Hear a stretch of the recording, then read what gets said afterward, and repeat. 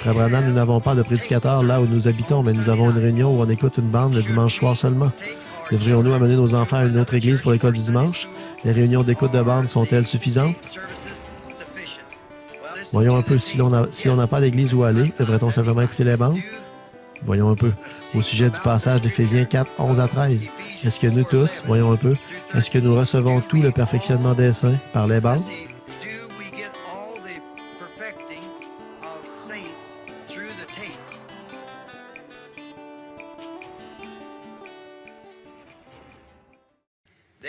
Je crois qu'un homme ou une femme peut aller à l'église de son choix, à n'importe quelle église qui enseigne la parole. Et je crois que s'ils n'enseignent pas toute la parole et que vous ne pouvez pas aller à l'église à un autre endroit où ils enseignent toute la parole, dans ce cas-là, allez là où ils enseignent la moitié de la parole, jusqu'à ce que vous puissiez vous rendre là où ils enseignent toute la parole. Quoi que vous fassiez, allez à l'église, faites-le. Et aussi enseignez-vous que nous n'avons pas besoin d'observer le dimanche ou tout autre jour de fête religieuse ou pour ce qui est de travailler ou pour ce qui est, par exemple, de travailler ou de pêcher le dimanche. Je crois que c'est un péché de pêcher, de chasser et de travailler le dimanche, quand vous pouvez aller à l'église. Maintenant, je crois que vous transgressez les lois de Dieu. Est-ce qu'il y a un commandement à propos d'une telle chose? Oui, monsieur. Dans l'Ancien Testament, nous avons eu là un type du jour du sabbat. C'était tout, et Jésus n'est pas venu pour vous faire observer des jours de sabbat. L'ancien jour de sabbat était le samedi, lequel se trouvait à la fin de la semaine. Le dimanche est le 8e jour, ou le premier jour de la semaine, jour où Jésus est ressuscité. Je ne crois pas que ce soit bien de... Bon, si vous êtes très éloigné, quelque part dans une région sauvage, que vous êtes là-bas pour une partie de chasse, qu'il n'y a pas d'église dans les parages, ni rien du genre, et qu'il n'y a rien que vous puissiez faire, et si vous étiez à la pêche, je crois que ce serait en ordre. Et si vous êtes là en ville ou quelque part à proximité d'une église, vous devriez assister au culte quelque part, ça certainement. Et je crois, pour ce qui est de travailler, je crois que si le bœuf est dans le fossé, ou que quelque chose doit être fait le dimanche, allez-y, faites-le. Si vous ne pouvez faire autrement, qu'il fallait que ça se fasse comme ça. Mais si vous le faites tout bonnement, que vous attendez jusqu'au dimanche pour le faire, ou que vous le faites tout bonnement comme ça, alors vous avez tort, voyez. Nous ne devons pas faire ça. Nous devons respecter ce jour saint.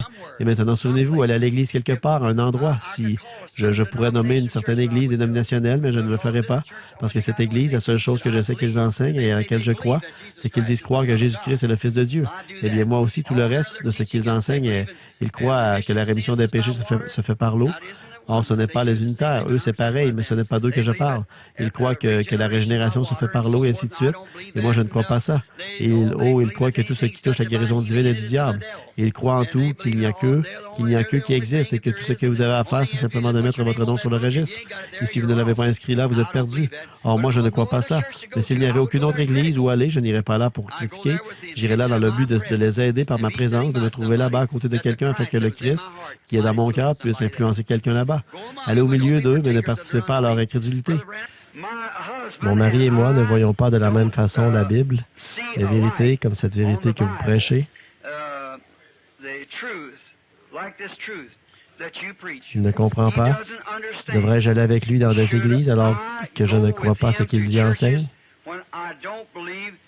Je suis très troublé à ce sujet. Oui. Si vous êtes la femme de cet homme et que lui, il ne vous condamne pas, alors vous ne devez pas le condamner, voyez, parce que le mari est sanctifié par la femme.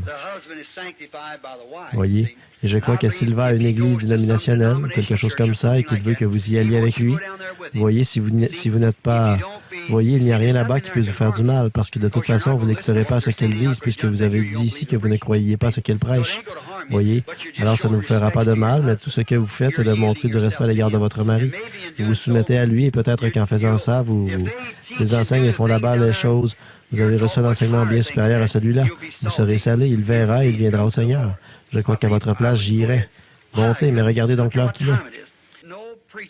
Frère Branham, nous n'avons plus que 10 minutes maintenant. Frère Branham, nous n'avons pas de prédicateur là où nous habitons, mais nous avons une réunion où on écoute une bande le dimanche soir seulement. Devrions-nous amener nos enfants à une autre église pour l'école du dimanche? Les réunions d'écoute de bande sont-elles suffisantes? Eh bien ça dépendra de vos enfants, de comment ils progressent. Voyez, bon, si vous amenez vos enfants qui sont jeunes, que vous les amenez dans quelques groupes là-bas, où on va leur bourrer le crâne de trucs qu'ils ne devraient pas savoir, ça, je ne le ferai pas. s'il semble prendre suffisamment au moyen des bandes et tout, et que vous, disons que vous les mettiez dans une église catholique, que vous les ameniez à l'église catholique, que vous les ameniez dans quelque chose comme ça, je ne le conseillerais pas, voyez. Mais bon, si vous avez une belle petite église là-bas qui est peut-être en désaccord sur 2 ou 3 points avec vous et que vos enfants veulent aller à l'école du dimanche, que ces gens-là sont du plein évangile ou quelque chose comme ça, eh bien ça, c'est parfaitement en ordre. Mais vous voyez, quand vous arrivez quelque part où ça dépend de la manière dont vos enfants le reçoivent, voyez. Observez ce que vos enfants font, comment ils réagissent à ça. Voyons un peu, si on n'a pas d'église où aller, devrait-on simplement écouter les bandes? Oui, ce serait bien. Est-ce que vos enfants doivent avoir une expérience pour avoir le Saint-Esprit? S'ils voient le message du temps de la fin, est-ce qu'ils ont le Saint-Esprit? Chaque personne doit avoir une expérience. Vos enfants peuvent seulement entrer de la même manière que vous. C'est la seule manière, voyez. Il faut qu'ils naissent de nouveau. Il n'y a pas de petits-enfants dans le royaume de Dieu. Ce sont tous des enfants. Il faut qu'ils aient ça, il faut qu'ils aient une expérience avec Dieu pour entrer, tout comme vous. Maintenant, j'espère que je pourrai répondre à ceci. C'est cher bien-aimé. Voyons un peu. Au sujet du passage d'Éphésiens 4, 11 à 13, est-ce que nous tous, voyons un peu, est-ce que nous recevons tout le perfectionnement des saints par les bandes?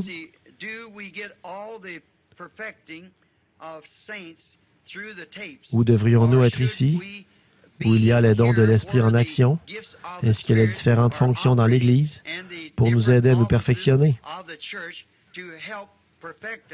Nos cœurs ont cru toute la parole du Seigneur.